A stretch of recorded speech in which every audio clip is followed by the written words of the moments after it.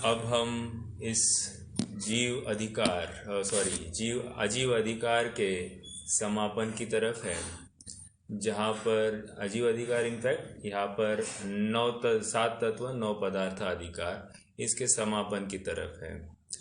हम अब मोक्ष तत्व की कल चर्चा कर चुके हैं और आज अब हम पुण्य पाप तत्व की चर्चा करने वाले हैं।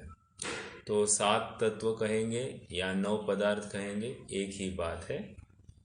तो इसमें पुण्य और पाप की हेयता भी सिद्ध की जाएगी और किसी अपेक्षा पुण्य उपादेय है ये भी बात सिद्ध की जाएगी। दोनों विवक्षाएं होगी। स्याद्वाद से हर कथन का अर्थ हमको समझना है और उसके अनुसार आगे बढ़ना है। हम पहले गाथा पढ़ेंगे, शब्द का भाव समझेंगे और उसके बाद में अर्थ समझते हुए जो कोई टीका है, टीका की भी थोड़ी चर्चा करनी है और समयसार इसके बारे में क्या कहता है, अर्थात हम बनारसी दास जी को भी समझेंगे। तो चलिए चालू करते हैं। सुह असुह भाव जुत्ता पूर्णं पावं हवन्ति खलु जीवा सादं सुहाउणामं गोदं पूर्णं पराणि पावं च। फिर से सुह असुह भावजुत्ता पूर्णं पावं हवन्ति खलु जीवा सादं सुहाउणामं गोदं पूर्णं पराणि पावं च।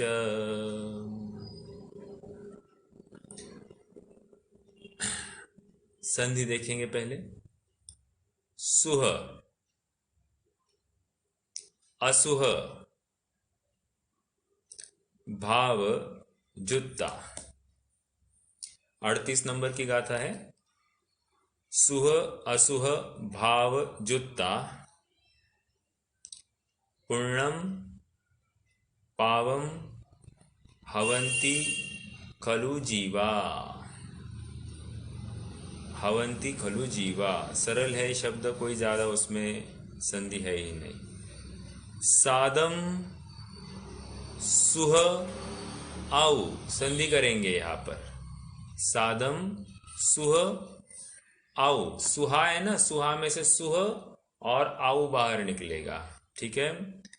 तो ह को हलंत करके आ बाहर निकलेगा। आउ णामम गोदम पूर्णम पराणि पावम च। देखिए अब इसके शब्द का अर्थ देखेंगे। सुह, सुह मतलब शुभ, असुह अशुभ, भाव, भाव अर्थात भाव परिणाम, जुत्ता, जुत्ता युक्त। तो ये पहला शब्द, पहला पद हो गया। आगे पूर्णम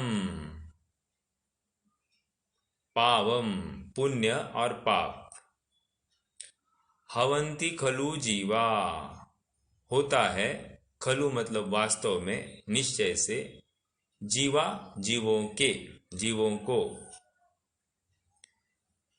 सादम, सादम मतलब साता, सुह आऊ शुभ आऊ, णामम गोदम पूर्णम। ओके, गोदम मतलब गोत्र, णामम मतलब नाम कर्म, सुहाऊ मतलब शुभ आयु, और ये क्या है, पुण्यम पुण्य है। ठीक है, अपन अभी तक अर्थ में नहीं गए, हम तो शब्दार्थ देख रहे हैं। पराणी, अब इस पुण्य से पर क्या है, पाप। ओके, तो पराणी तो क्या लगाएंगे, पराणी पावम च, पाप होता है। तो ये जो चार बताए ना, सादम, सादम मतलब साता, तो इसका पर अपोजिट असाता। सुहाऊ शुभ आयु का अपोजिट अशुभ आयु। ओके। नामम अशुभ नाम कर्म कुछ होगा। ओके। गोदम अशुभ गोत्र भी होगा, अर्थात नीच गोत्र। ठीक है, तो ये क्या है, ये पाप है। तो इस गाथा का अब अपन अर्थ देखते हैं। कह रहे हैं कि सुह असुह भाव जुत्ता, जो शुभ भाव से युक्त है, मैं अभी सरल कर रहा हूं, शुभ भाव, अशुभ को मैंने हटा दिया, शुभ भाव से युक्त है, उसको आचार्य देव यहाँ पर पुण्य कहते हैं। और जो जीव अशुभ भाव से युक्त है उसको पाप कहते हैं। और उसमें शुभ अर्थात प्रशस्त प्रकृतियां कह रहे हैं साता वेदनीय, शुभ आयु की 3, नाम कर्म की कुछ विशिष्ट है, उसमें स्पर्श रसगंध आदि 20 भी आती है। गोत्र, ये उच्च गोत्र, ये शुभ या प्रशस्त पुण्य प्रकृति है, तो ये सब पुण्य प्रकृतियां हैं। और इनसे परे क्या है, सब अशुभ प्रकृतियां हैं, अर्थात असाता, नरक आयु, नाम कर्म की जो अप्रशस्त प्रकृतियां है, और गोत्र की नीच गोत्र। ओके, तो ये क्या है, ये अप्रशस्त प्रकृतियां। ये इतना ही पुण्य और पाप का विश्लेषण किया जा रहा है। थोड़ा इसमें विशेष समझना है। नीचे हम गाथा का भावार्थ भी पढ़ते हैं। शुभ तथा अशुभ परिणामों से युक्त जीव पुण्य और पाप रूप होते हैं। साता वेदनी, शुभ आयु, शुभ नाम तथा उच्च गोत्र नामक कर्मों की जो प्रकृतियां है वे पुण्य प्रकृतियां है, और शेष सब पाप प्रकृतियां है। इतना स्पष्ट रूप से बता रहे हैं। अब थोड़ा सा विचारणीय बिंदु है। एक वेदनीय को यहाँ पर पुण्य प्रकृति कह रहे हैं। हम क्या कहते हैं कि कोई हमको अनिष्ट संयोग मिला तो हम कहते हैं कि मेरे असाता का उदय है, और हमको कोई इष्ट संयोग मिला तो हम कहते हैं कि मेरे साता का उदय है। लेकिन आचार्य देव यहाँ पर समझा रहे हैं कि पुण्य और ये साता और असाता ये किसी संयोग को लेकर नहीं है, ये तो हमारे परिणामों को लेकर है। आया ना ऊपर, भाव मतलब परिणाम। ओके, तो वो परिणाम को लेकर साता और असाता लगाई जाएगी। जैसे मैं आपको थोड़ा सा प्रश्न पूछूं, क्यों जी साहब, ये मेरे पास में एक बंगला है या फिर जो कोई मेरी प्रॉपर्टी है, ये मुझे किसके उदय में मिली है, कौन से कर्म के उदय में मिली है? नहीं, अब साता असाता के रूप में बोलना। पुण्य तो है ही, बराबर।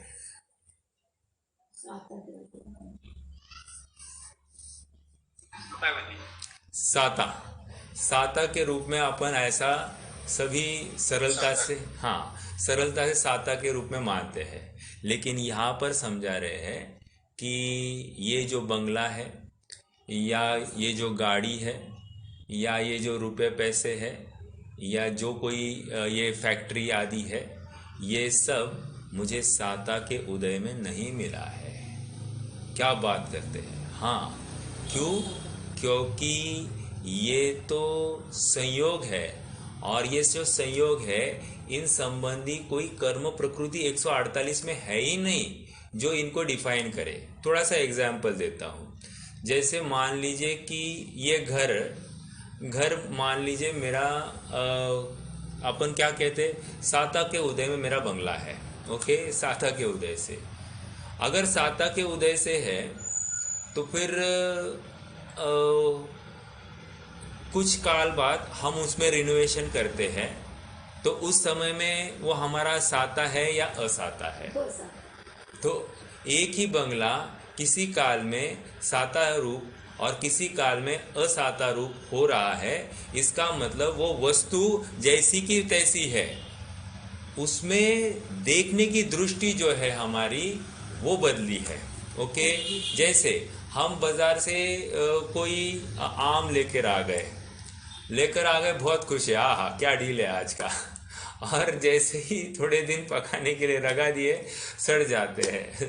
तो जब लेके आए थे हम क्या कह रहे, आज बहुत जबरदस्त साता का उदय होगा, तब जाकर मिला है अपने को अनुकूल संयोग, और जैसे ही थोड़े से खराब निकल जाते हैं तो हमको लगता है असाता का उदय है।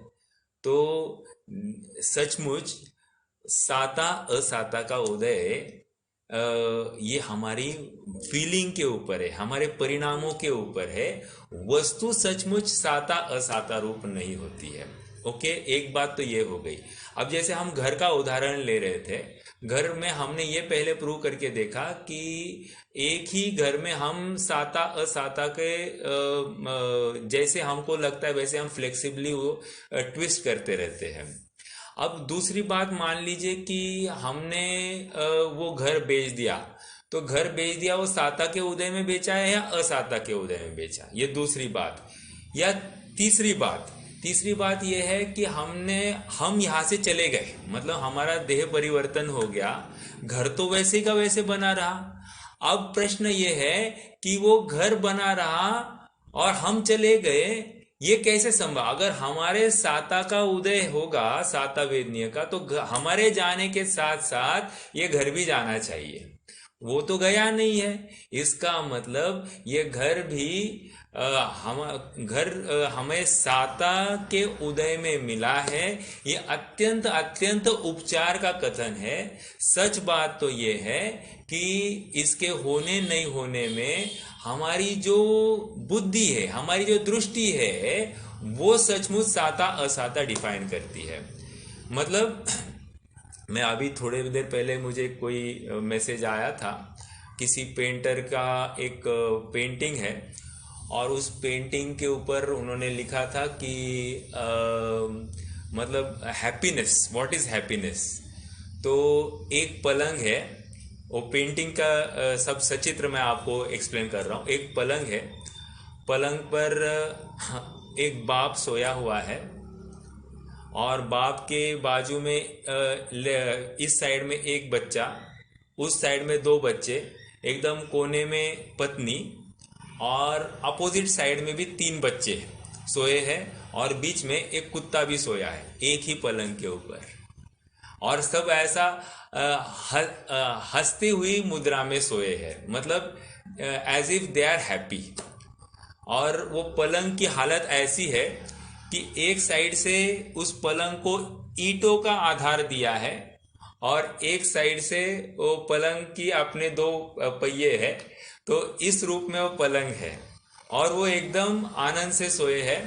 और विशेष बात ये है कि बरसात के दिन है और ऊपर से थोड़ा सा पानी टपक रहा है, इसलिए इन्होंने छाता लगाया है, वो उस पलंग के ऊपर ही पानी टपक रहा है और ये फिर भी आनंद की निद्रा में सोए हैं। तो वहां पर एट द एंड ऑफ वो पूरा पिक्चर के बाद में एक एक्सप्लेनेशन आया, व्हाट इज हैप्पीनेस।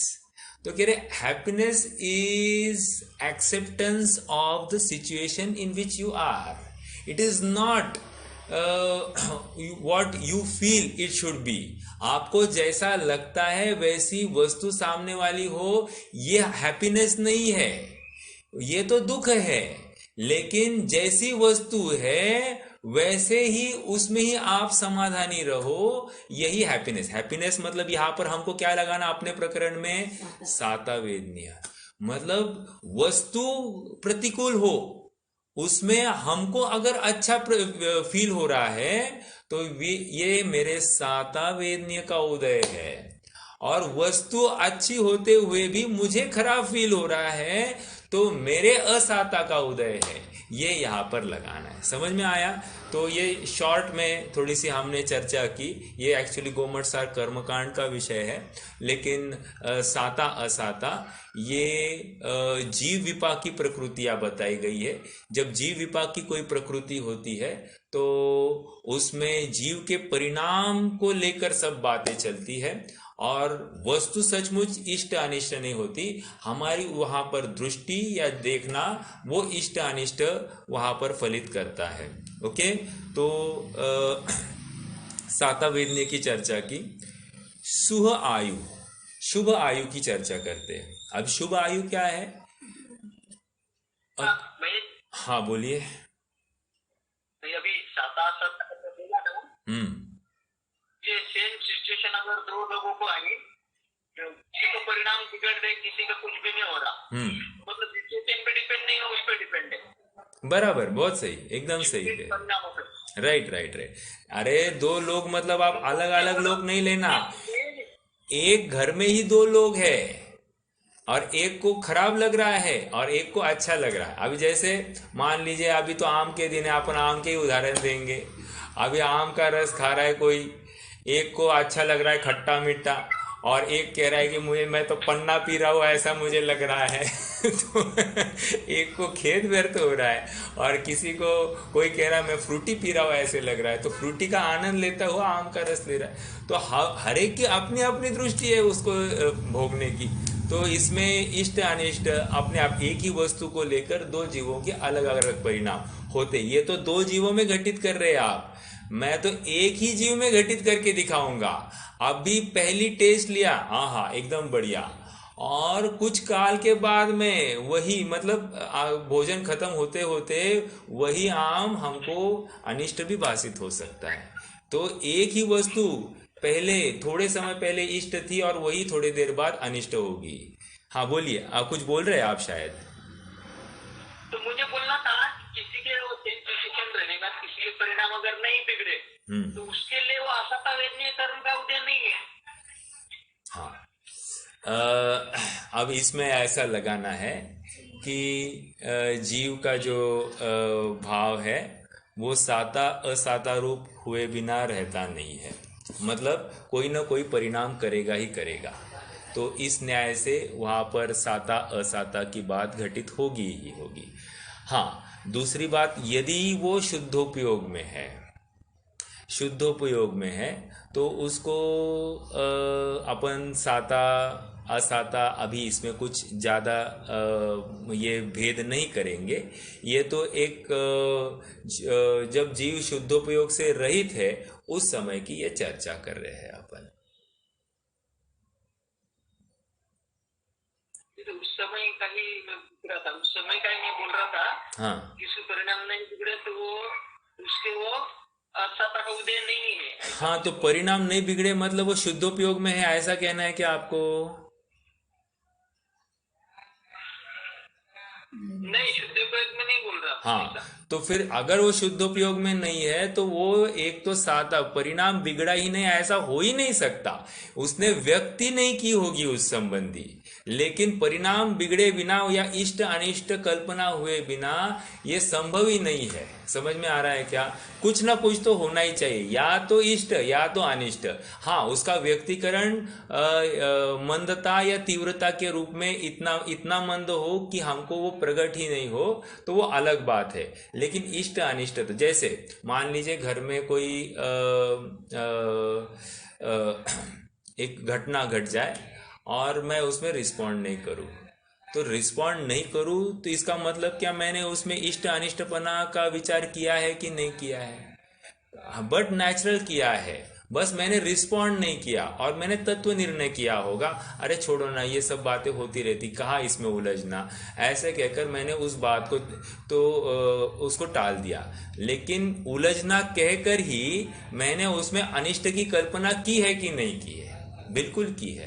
तो ऐसा लगता नहीं है कि हमने रिस्पॉन्ड नहीं किया, लेकिन कहीं ना कहीं अभिप्राय में वहाँ पर इष्ट अनिष्टपना भाषित हुआ है और फल तो अपने अभिप्राय का लगता है, तो उसके अनुसार ही उसमें साता और असाता भी घटित हो जाएगी। ठीक है, ओके। अभी हम शुभ आयु की बात कर रहे हैं। शुभ आयु कौन सी है? देव आयु, मनुष्य आयु और तिर्यंच आयु। इन 3 आयुओं को शुभ कहा है। याद रखना, गतियां शुभ 2 ही है, देव गति और मनुष्य गति, ये 2 ही गतियां शुभ है। तिर्यंच गति और नरक गति ये अशुभ मानी गई है। गति तो 2 अशुभ है, लेकिन आयु 3 शुभ है। क्या कारण है? फिर से ये गोमटसार का प्रकरण है, शॉर्ट में लेंगे। यहाँ पर कारण इतना ही है कि जो नरक में, वो नरक आयु वाला जो जीव है, जिसके नरक आयु का उदय है, वो निरंतर मरना चाहता है, वो वहाँ रहना नहीं चाहता, इसलिए उसको अशुभ कहते हैं। लेकिन ये जो तिर्यंच आयु या फिर मनुष्य आयु या देव आयु, यहाँ के जीव मरना नहीं चाहते हैं, इस अपेक्षा से उसको शुभ आयु कहा है। Point number 1। हाँ, यदि आप पूछोगे कि तुम्हें अभी तिर्यंच होना है, धाड़ने वाला शेर बनने वाले हो, तो वो क्या होगा? वाह वंडरफुल, मैं एक शेर बनने वाला हूँ, ऐसा थोड़ी कोई बोलेगा, नहीं बोलेगा। लेकिन जब वो शेर बनेगा तो अब उसको कोई मारने आए तो बचाने की, स्वयं को बचाने की कोशिश करेगा कि नहीं करेगा? बिल्कुल करेगा। तो बचाने की जो कोशिश कर रहा है, इसका मतलब वो मरना नहीं चाहता है। इस अपेक्षा से तिर्यंच आयु को भी शुभ कहा, लेकिन वो गति, वो परिणाम, उसको अशुभ कहा। समझ में आया? तो ये शुभ आयु की चर्चा हो गई। देव, मनुष्य और तिर्यंच आयु ये शुभ है। ओके। और हमको तो प्रथमानुयोग का उदाहरण एकदम प्रसिद्ध है कि वो राजा को पता चला कि वो मरने वाला है और वो वहीं पर पड़ी विष्ठा में ही कीड़े का जन्म लेने वाला है। तो उसने बच्चे से कहा, अपने पुत्र को बुलाकर, कि जब मैं जन्म लूँ तो मुझे तुम तुरंत मार देना, क्योंकि मैं कीड़ा नहीं बनना चाहता।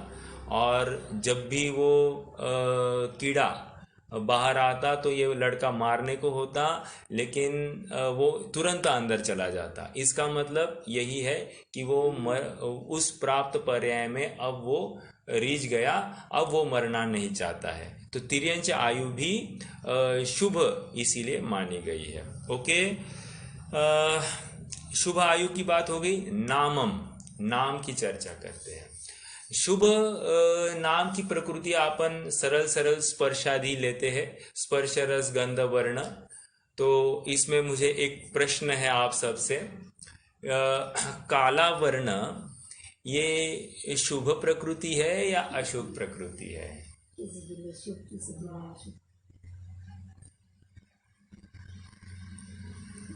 काला वर्ण, चलो गोरा वर्ण बोलिए, छोड़ो गोरा वर्ण या सफेद, वो शुभ प्रकृति है या अशुभ प्रकृति है? नहीं सुनील भाई, आप थोड़ा रुकिए, आप रुकिए और बोलिए, और सबको बोलने दीजिए।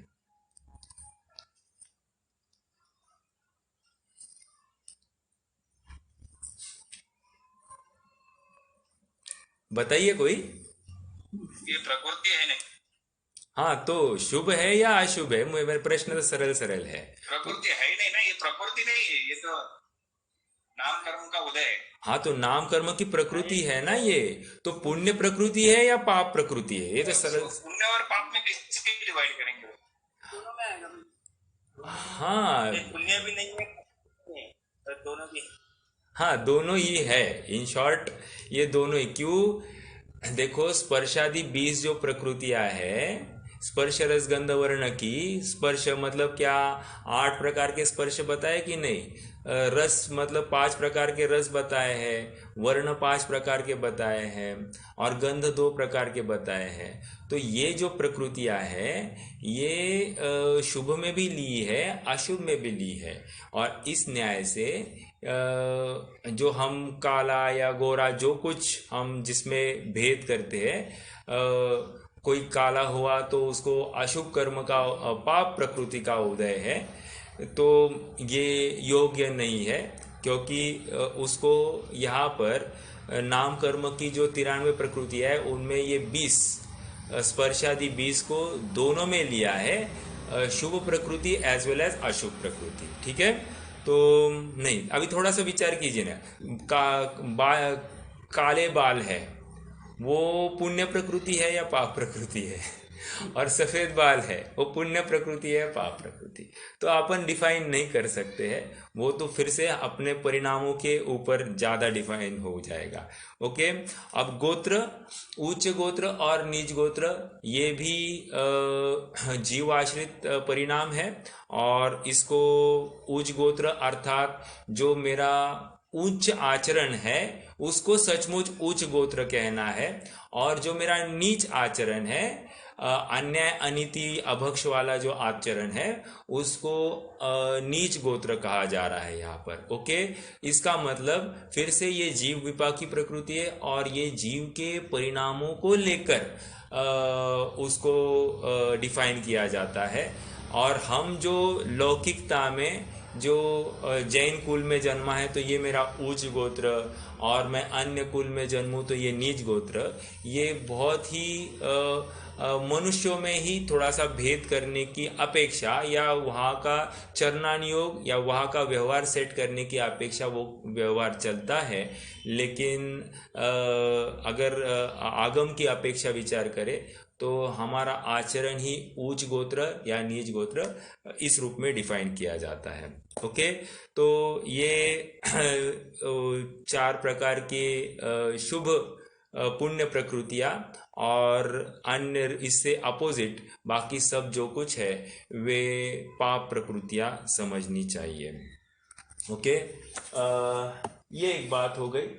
थोड़ा सा अब मैं बनारसी दास जी के प्रकरण को लूँगा, और उसके बाद में हमको तत्वार ये टीका भी पढ़नी है, तो थोड़ा सा आज समय भी लग सकता है, देखते हैं अब क्या होगा।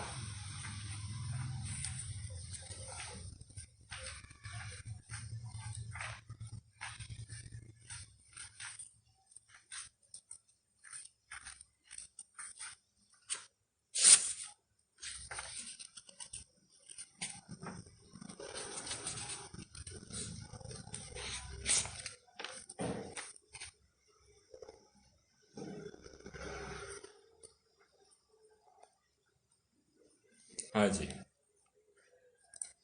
देखो, समय सार की टोन क्या है? समय सार की टोन एक ही है कि पुण्य और पाप दोनों है, एक ही है। ओके, और वह प्रसिद्ध वो एक छंद है, एक चांडाली के जुगल पुत्र जनेती ने एक दियो बामन को एक पास राख्यो है, बामन कहायो जिन मध्य मांस त्याग कियो, और चांडाल कहायो जिनी मध्य मांस चाख्यो है। लेकिन at the end of the day वो कह रहे हैं कि उनका ओरिजिन ये चांडाल जाति का ही है। इस न्याय से वो जो ब्राह्मण है वो और ये दोनों एक ही है, उनमें फर्क नहीं है। तो ऐसा वहाँ पर सेट किया है। निष्कर्ष यह है कि पुण्य और पाप दोनों एक है, त्यागने योग्य है। ये समय सार की टोन है। देखो, अब समय सार एक पवित्र भावना को लेकर लिखा गया है, और वहाँ पर जीव को पुण्य में उलझा नहीं रहे, ये वहाँ की अपेक्षा है। और आचार्य देव के ज्ञान में अब आचार्य देव ये जिनवाणी लिख रहे हैं, क्या ये पुण्य का कार्य है या पाप का कार्य है? तो निश्चित रूप से पुण्य का कार्य है। पुण्य का कार्य तो वे जानते नहीं है कि पुण्य करने में बंद होता है, वे जानते हुए भी यहाँ पर प्रवृत्ति कर रहे हैं। इसका मतलब ही यह है कि पुण्य किसी किसी को किसी काल में उपादेय होता है। समझ में आ रहा है क्या? लेकिन अभिप्राय में तो यही बात रहेगी कि पुण्य भी है, त्यागने का योग्य है, ये संसार भ्रमण का कारण है, ये सब बातें अभिप्राय में रहेगी। ऐसा होते हुए भी जीव पुण्य का आश्रय लेता है। आपको और बताऊं, मेरे ख्याल से उपादान निमित्त चिट्ठी है बनारसी दास जी की लिखी हुई, उसमें उन्होंने लिखा कि पुण्य को तुमने गर्भित शुद्धता माना या नहीं, शुभ भाव में तुमने गर्भित शुद्धता मानी कि नहीं, यदि मानी तो शाबाश, नहीं तो तुम्हारी ऐसी ही होनार है, हम क्या करें। मतलब उनको ये कहना है कि आप पुण्य को गर्भित शुद्धता मानो, शुद्ध मत कहो लेकिन गर्भित शुद्धता मानो। और वो शुद्धता भी क्या है, शुद्धता वो शुभ भाव शुद्ध भाव का कारण है, ये उनका वहाँ पर मंतव्य है। ठीक है, तो दोनों प्रकार की विवक्षाएं है। एक विवक्षा ये कह रही है कि पुण्य और पाप दोनों है त्यागने योग्य है, और दूसरी विवक्षा ये है कि आप किसी अपेक्षा से पुण्य को उपादेय समझो, उसको सर्वथा हे मानोगे तो बहुत बड़ी गड़बड़ी हो जाएगी, मिथ्यात्व का ही पोषण हो जाएगा। ओके, चलिए थोड़ा सा पढ़ते हैं। पुण्य पाप एकत्व द्वार, पेज नंबर 97 है मेरी कॉपी में। मैं बनारसी दास जी की जो नाटक समय सार उसमें से पढ़ूंगा। देखो 2-3-4 छंद पढ़ने हैं मुझे, बहुत ही मार्मिक है इसलिए मैं पढ़ना चाहता हूँ। यहाँ पर पहला छंद ये कह रहे हैं कि एक शिष्य गुरु के पास पहुँचता है और शंका उत्पन्न करता है कि पुण्य और पाप दोनों अलग है गुरुजी। क्यों? क्योंकि दोनों के फल अलग है, दोनों के स्वभाव अलग है, और दोनों में अलग जाति का पुरुषार्थ पाया जाता है, तो आप दोनों को एक कैसे कहते हैं? बहुत लॉजिकल प्रश्न है। मैं पहले उस छंद पढ़ता हूँ। को शिष्य कहे गुरु पाही, पाप पुण्य दो समनाही, कारण रस स्वभाव फल न्यारे, एक अनिष्ट लगे एक प्यारे। देखो क्या कह रहे हैं, एक तो करने में भी वहां पर पहले तो पाप करने में संक्लेश परिणाम है और पुण्य करने में संक्लेश परिणाम नहीं है, करते हुए। ओके, एक बात तो ये है। और दूसरी बात, उसका जब फल आता है तो एक का अनिष्ट पाप क्रिया का फल अनिष्ट मिलता है और पुण्य क्रिया का फल इष्ट मिलता है, अनुकूल मिलता है। तो अनुकूल वो लगता है कि हमको मिले ये अनुकूलता, तो निश्चित रूप से ये पुण्य और पाप अलग अलग है, ऐसा हमको लगता है। तो उसका जवाब यहाँ पर दे रहे हैं। देखो अगला छंद में, संकलेश परिणामणि सो पाप बंध होई, विशुद्ध सो पुण्य बंध हेतु भेद मानिए। वो वही बात आ रही है। पाप उदय असाता ताको है कटुक स्वाद, पुण्य उदय साता मिष्ट रस भेद जानिए।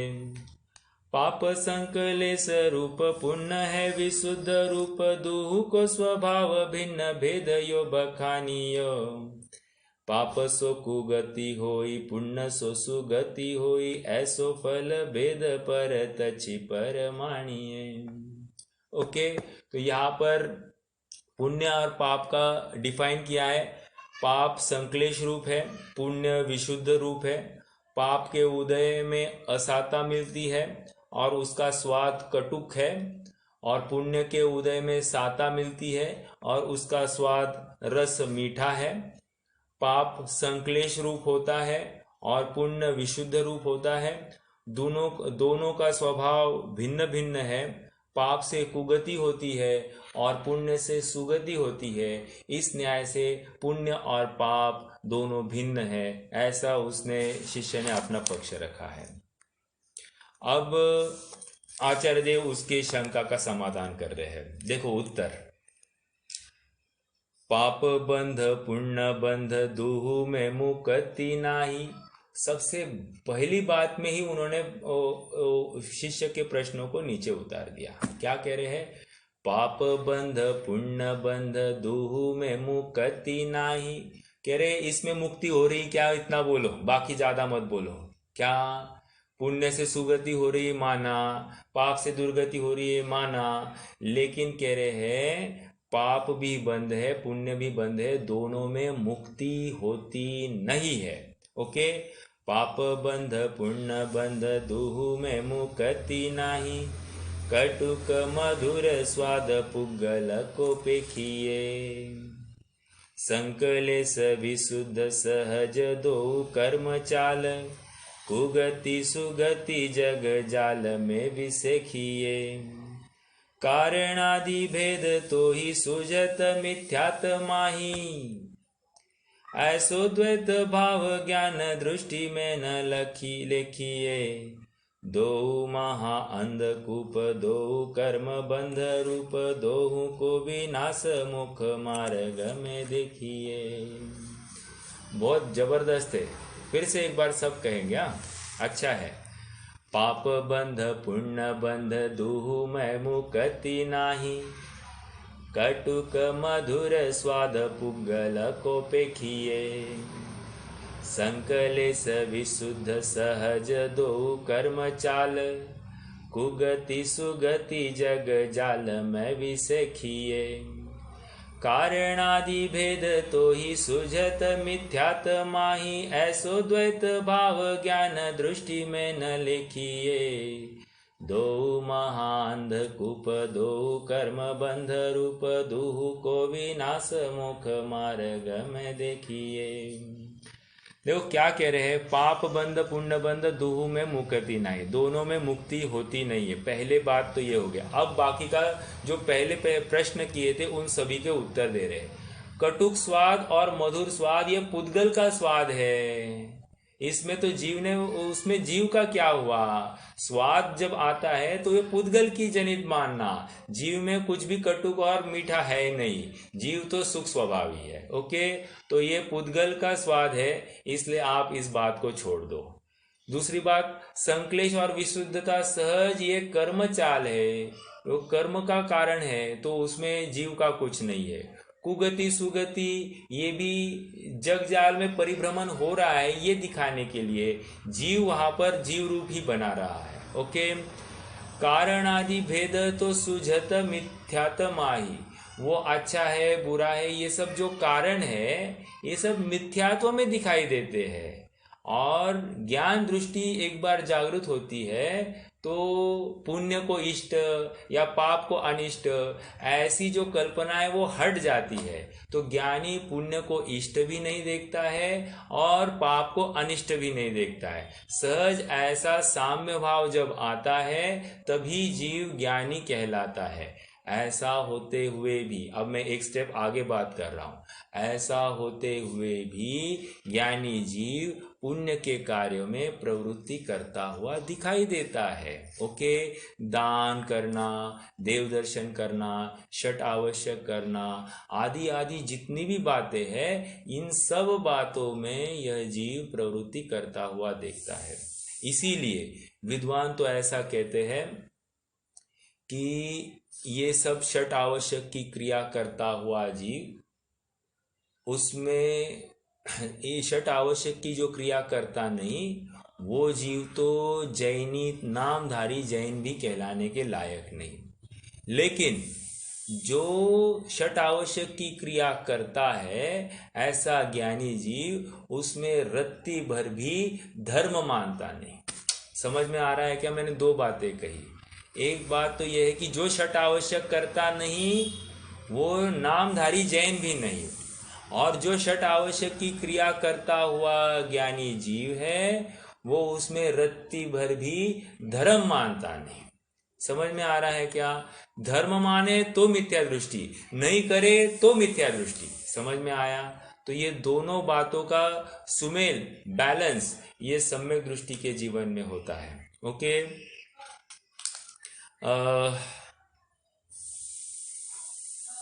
और एक अगला छंद भी अच्छा है भैया, अगला छंद भी लेते हैं। शील तप संयम विरति दान, ये छठ आवश्यक की बात है या फिर संवर की बात है।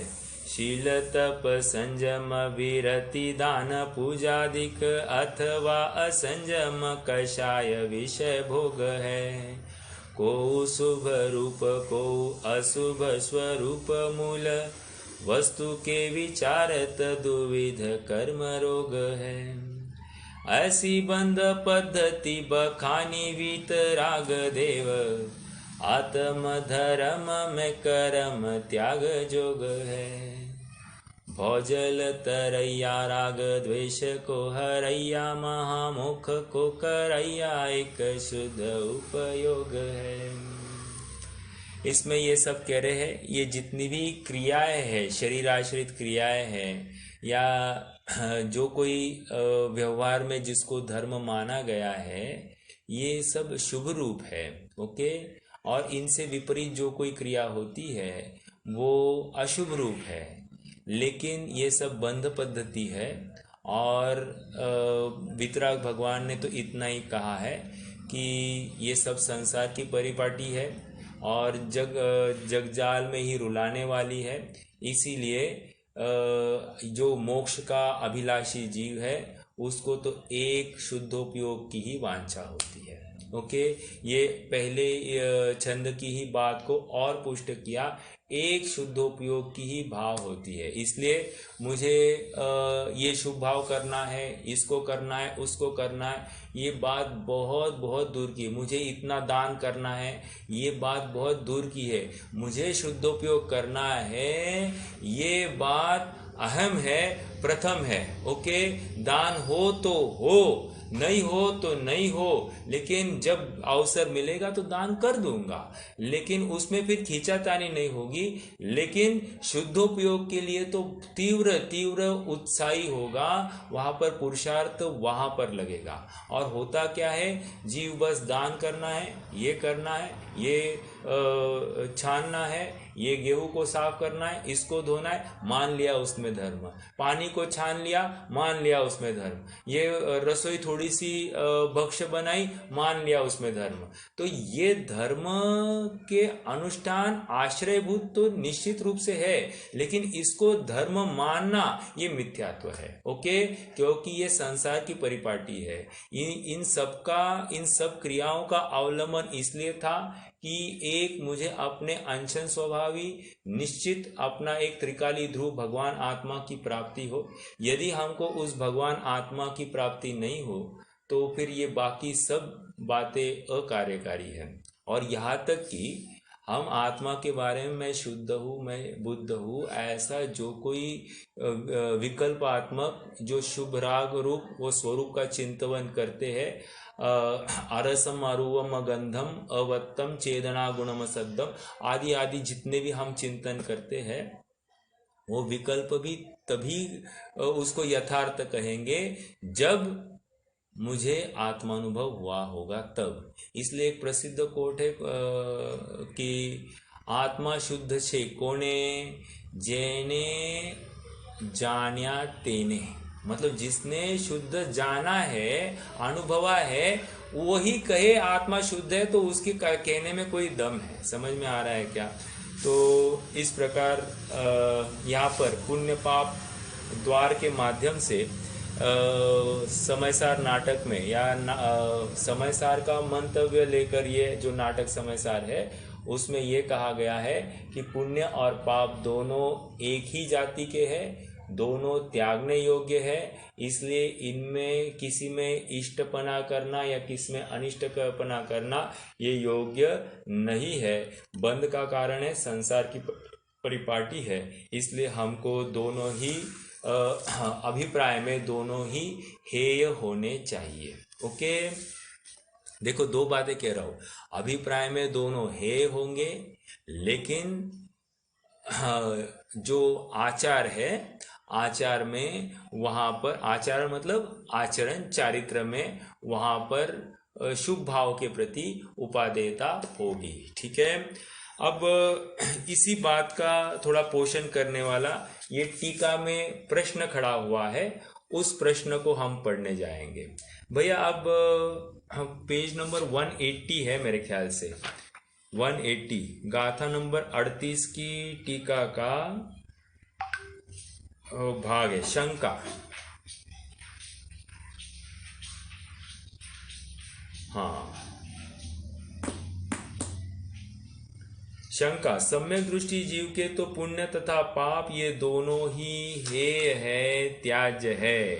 बराबर मिल रहा है क्या? हाँ बराबर, ये नया कॉपी दिख रहा है भैया आज मुझे। ठीक है, सम्यक दृष्टि जीव को तो पुण्य पाप दोनों हेय है, तो वह पुण्य क्यों करता है? ये प्रश्न समझ में आ रहा है क्या?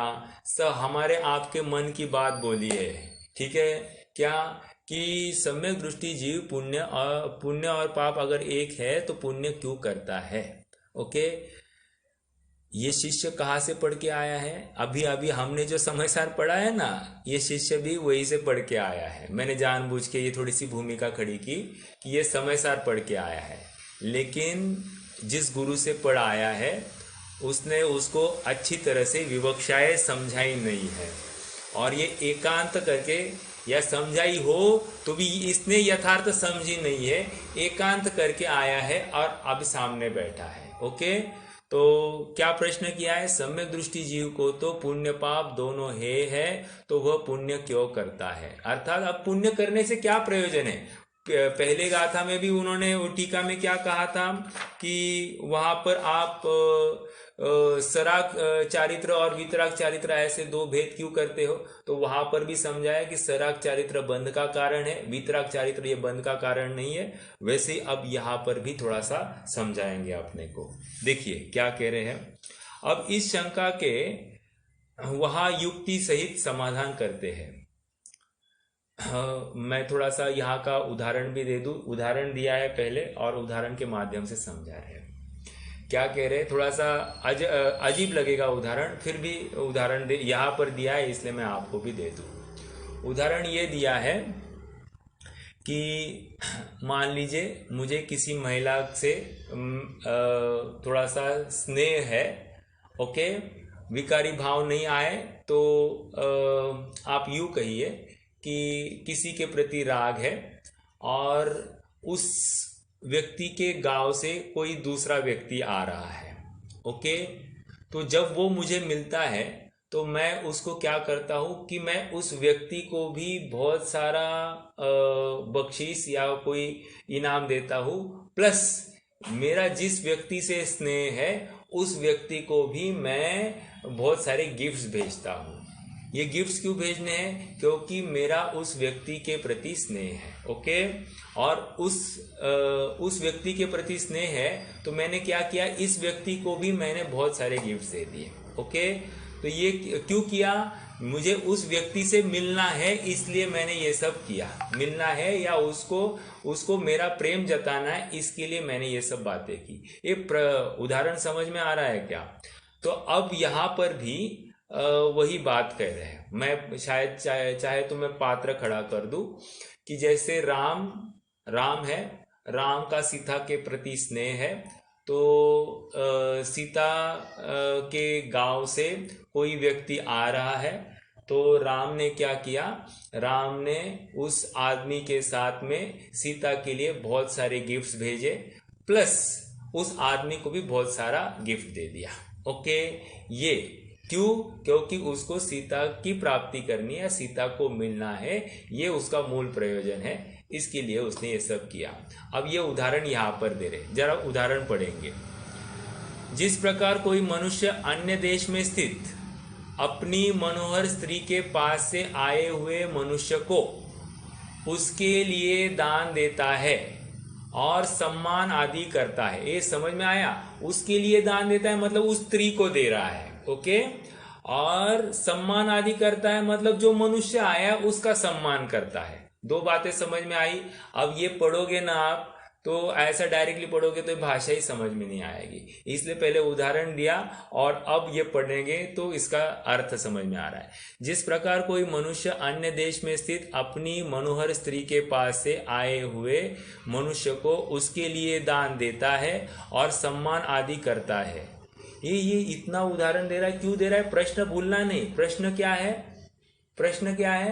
पुण्य है तो क्यों कर रहा है? सम्यक दृष्टि पुण्य है तो पुण्य पाप दोनों है तो पुण्य क्यों करते हैं? हाँ, पुण्य पाप दोनों है तो पुण्य क्यों कर रहा है, और उदाहरण आप दे रहे हैं। अब ये उदाहरण से आपने को दृष्टांत भी सिद्धांत भी घटित करना है। दृष्टांत दिया, अब सिद्धांत इसी उदाहरण से घटित करना है। ओके, उसी प्रकार सम्यक दृष्टि भी उपादेय रूप से निशुद्धात्मा का ही भावना करता है।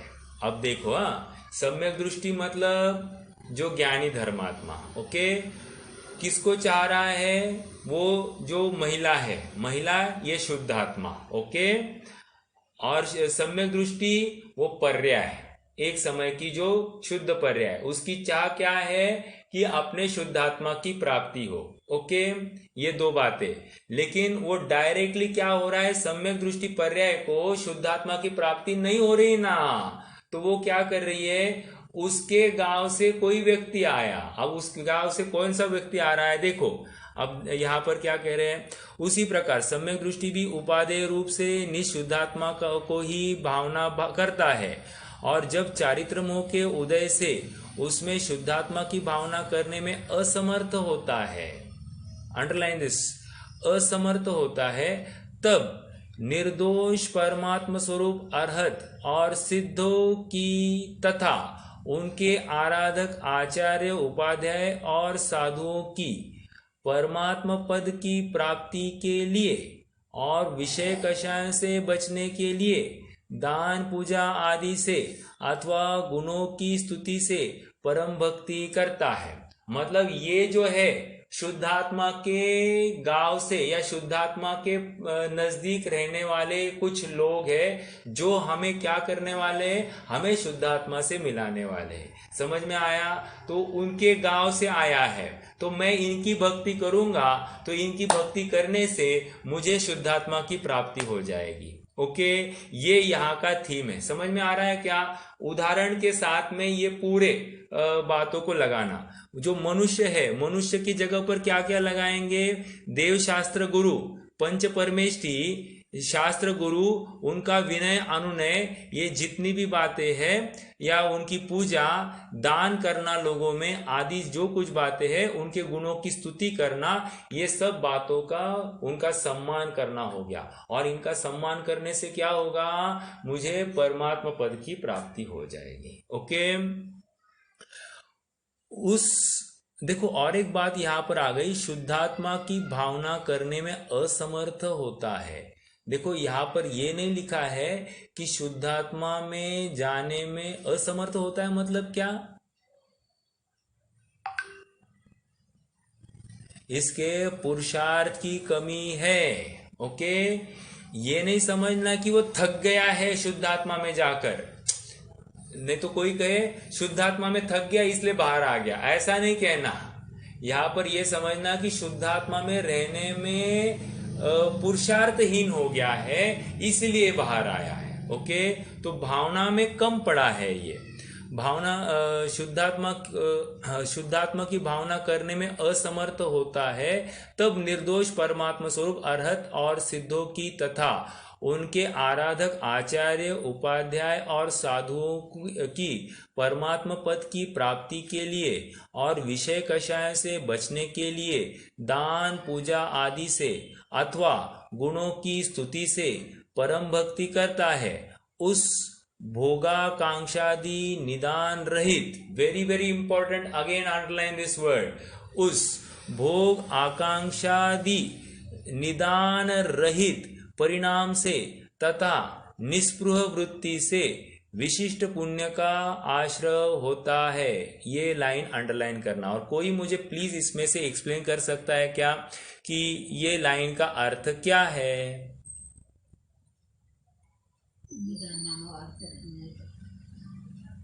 उसने बिना इच्छा का ही उसको पुण्य हो जाता है।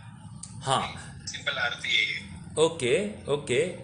लेकिन फिर वहाँ पर भोग आकांक्षा का निदान रहित परिणाम, इसका मुझे स्पष्टीकरण चाहिए भैया। वो भोग और कोई अपेक्षा रख नहीं रहा है वो, जब हाँ, ये अवस्था में जा रहा है। पुण्य को हे मानता तो करता ही नहीं था भैया। हाँ, पुण्य को हे मान रहा है वो अभिप्राय की बात है, लेकिन प्रवृत्ति हो रही है उसकी, तो इसमें किस नहीं भाई, जो अभिप्राय में जो हे मानता है उसकी प्रवृत्ति होती ही है ना। अभिप्राय में तो हे मान रहा ही है 101%। मतलब ये शुद्धोपयोग में हो या शुभोपयोग में हो, वो हर समय में पुण्य को हे ही मान रहा है अभिप्राय में। ऐसा होते हुए भी जब शुद्धात्मा में लीन नहीं है, उस समय में ये सब कार्य कर रहा है। और वहां पर ये शब्द लगा रहे हैं कि कहा गया वो भोग आकांक्षा निदान रहित परिणाम से तथा निष्प्रिय वृत्ति से। निष्प्रिय वृत्ति मतलब इतना ही है, देखो मैं भगवान के पास गया और हे भगवान मेरे लड़के को पास करना, हे भगवान उसका एप्लीकेशन सबमिट होने देना, हे भगवान मेरी पत्नी मेरे आज्ञा में रहने दे, हे भगवान मेरा शरीर ठीक हो जाए, हे भगवान मेरा रोग दूर हो जाए। ये जो बातें हैं ये क्या है? निदान। भगवान के साथ समझौता हो रहा है, वांछा के साथ प्रवृत्ति हो रही है, भगवान मेरा कर्जा उतर जाए, भगवान मेरे दिए हुए कर्ज निकल आए। ये जितने भी बातें हैं ये कह रहे ये सब निदान सहित तुमने भगवान के साथ सौदा किया है, वांछा सहित है। और यहाँ पर कह रहे हैं कि निर्दोष कहा गया, हाँ, निदान रहित भोगांशादि रहित परिणाम तथा निष्प्रिय वृत्ति। ये उसका अर्थ ये है कि वहां पर भगवान की वांछा करते हुए उसे लौकिक कोई चीज की वांछा नहीं है, एक शुद्धात्मा की ही वांछा है। देखो वांछा तो है, लेकिन शुद्धात्मा स्वरूप की प्राप्ति, मैं अपने निशुद्धात्मा में जाऊं, यही भावना है। भगवान को देखकर मुझे अपने शुद्धात्मा के प्रति अहोभाव जागृत हो, ये भावना है। उसको भगवान को देखकर कोई लौकिक प्रयोजन की वांछा नहीं है या पारलौकिक प्रयोजन की वांछा नहीं है।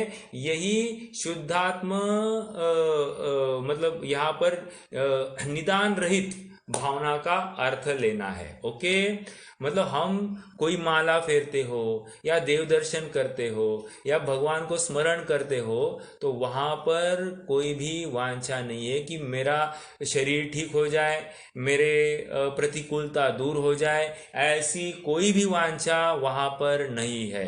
प्रतिकूलता आई है तो उसको प्रतिकूलता नहीं देखूं, ये तत्व चिंतन करें। प्रतिकूलता दूर हो जाए, ये बात कहाँ से लाई? जो उदय है, उदय कैसे उदय में आए भी, मतलब जो बंदा है वो उदय में आए बिना कैसे हटेगा? तो कह रहे हैं कि ये तत्व चिंतन इसी प्रकार का करेगा। जो बांधा है फल अवश्यम भावी है, क्योंकि वो मेरा अपराध है। और जिसका उदय आया है उसको सहर्ष स्वीकार करना, इसी में सुख की कल्पना है। ओके, तो ये बात यहाँ पर आ गई। भोग आकांक्षादि निदान रहित परिणाम से तथा निष्प्रिय वृत्ति से विशिष्ट पुण्य का आश्रय होता है। इतना होते हुए भी विशिष्ट पुण्य का आश्रय हो रहा है। ये क्यों हो रहा है विशिष्ट पुण्य का आश्रय? इसीलिए हो रहा है क्योंकि अपने शुद्धात्म स्वरूप में स्थिर नहीं है।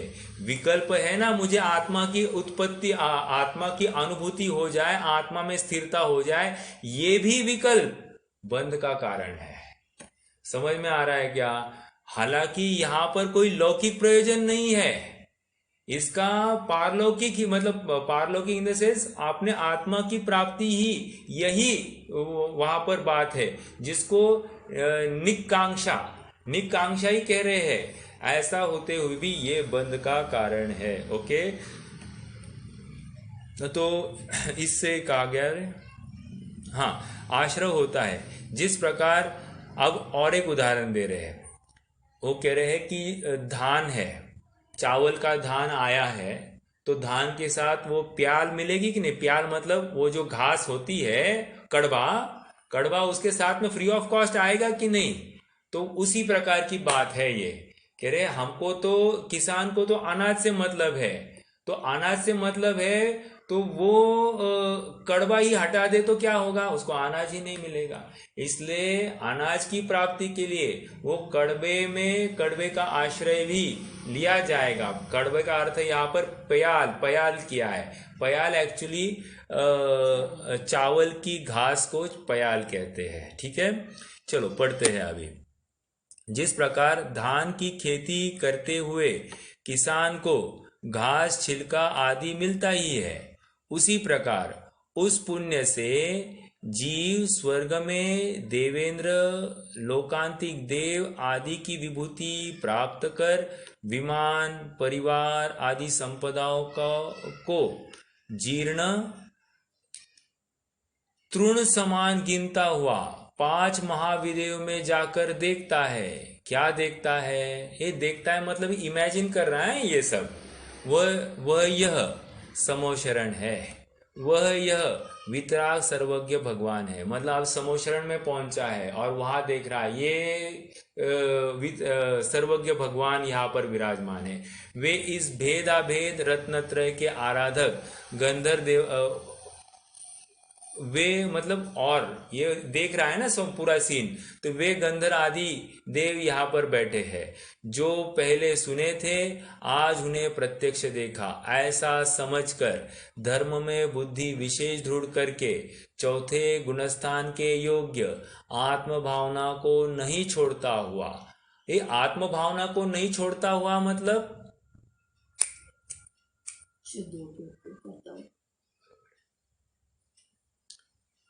आत्म भावना को नहीं छोड़ता हुआ का अर्थ क्या लेंगे? शुद्धात्मा से जुड़ा। बहुत अच्छा, शुद्धात्मा में जाना, ये आत्म भावना है।